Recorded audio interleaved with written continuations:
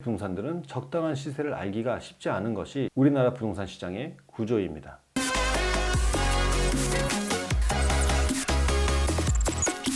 안녕하세요, 공시바스입니다. 이 부동산 투자로 돈을 벌 수 있는 방법, 그 질문에 누구나 돈을 벌 수 있는 방법에 대해서 알아보는 시간을 가져보겠습니다. 부동산에 투자할 수 있는 종류는 정말 다양합니다. 상가, 상가주택, 원룸 등 수익형 부동산의 종류가 있고, 토지 투자처럼 땅에 대한 투자도 있고요. 모텔이나 펜션, 아파트, 빌라 등 투자할 수 있는 부동산은 그 종류가 다양해서 굉장히 복잡하죠. 그렇기 때문에 부동산의 종류별 투자 기법이 다릅니다. 접근 방식도 다르고요. 자, 그래서 어렵습니다.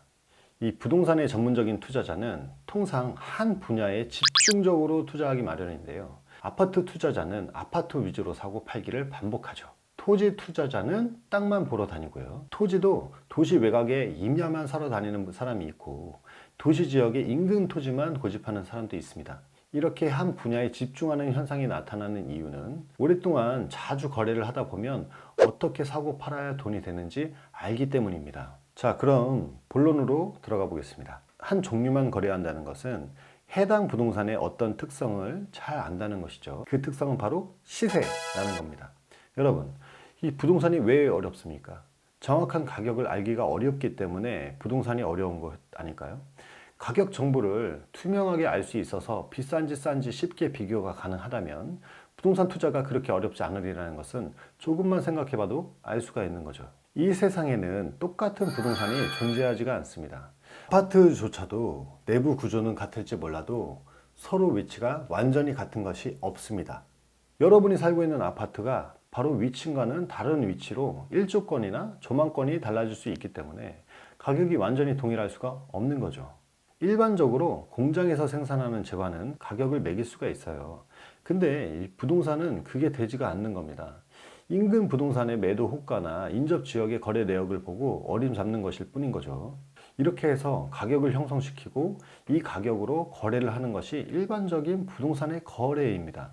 눈치가 빠른 분들이라면 이제 제가 다음에 하려는 얘기가 무엇인지 아실 건데요. 정부의 비대칭성 때문에 가격의 차이가 발생합니다. 쉽게 예를 들어서 1억 원 정도의 시세를 형성하고 있는 토지가 있다고 가정을 해보겠습니다. 토지주는 자기 땅이 얼마나 하는지 정확히 알기가 힘듭니다. 대부분 자기가 매수한 금액과 그동안 부담한 세금, 그리고 은행 이자 등을 계산해서 손해가 안 나면 팔 수 있다고 생각하시는 분들이 있죠. 근데 이 토지를 갖고 있는 사람이 3년 전에 5천만 원으로 해당 토지를 매수했다면 1억보다 훨씬 저렴한 금액으로 매도할 확률이 매우 높습니다. 6천에서 7천 정도로요. 여러분은 분명히 이상하다고 생각할 겁니다. 1억짜리를 왜 그 금액에 파느냐고. 모든 사람이 이렇게 싸게 파는 건 분명히 아닙니다. 전에 언급한 것처럼 부동산의 최대 단점이 무엇입니까? 부동산 매물 정보의 비대칭성. 즉, 부동산 매물 및 가격 정보가 불투명하게 공개가 되어 있다 보니까 시세보다 아주 비싸게 나오는 매물도 있고요. 아주 저렴하게 나오는 매물도 존재하는 겁니다. 요즘처럼 인터넷이 발달하고 정보가 빠르게 교환하는 시대에도 부동산 시장만큼은 아직도 어두운 부분이 많습니다. 바로 영리한 투자자는 이 점을 노리는 거고요.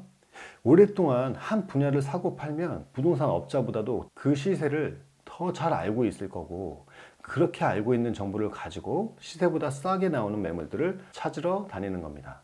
여러 부동산 업소에 매물 문의를 하다 보면 시세보다 싼 게 나오기 마련이거든요.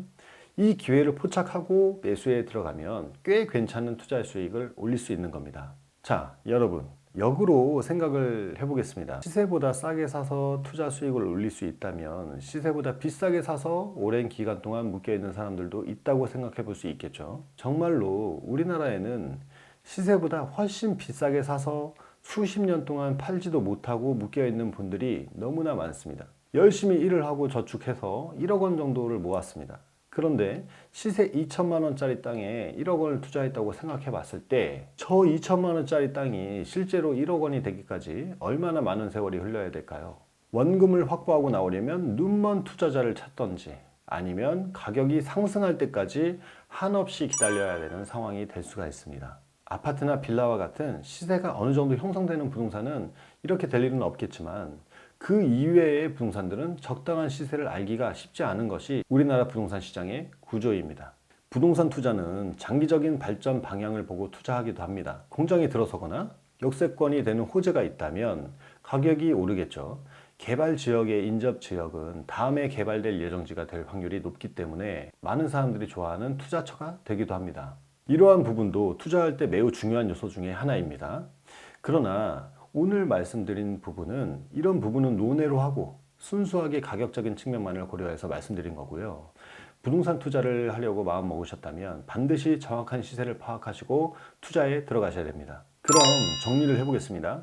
정확한 시세를 파악한다. 시세보다 싸게 나와서 즉시 재매도해도 돈이 되는 매물을 열심히 찾는다. 찾으면 매입한다. 자, 여러분, 이 세상에 공짜는 없습니다.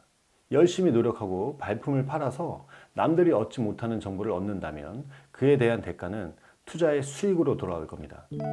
오늘 여기까지입니다. 공시버스였습니다. 감사합니다.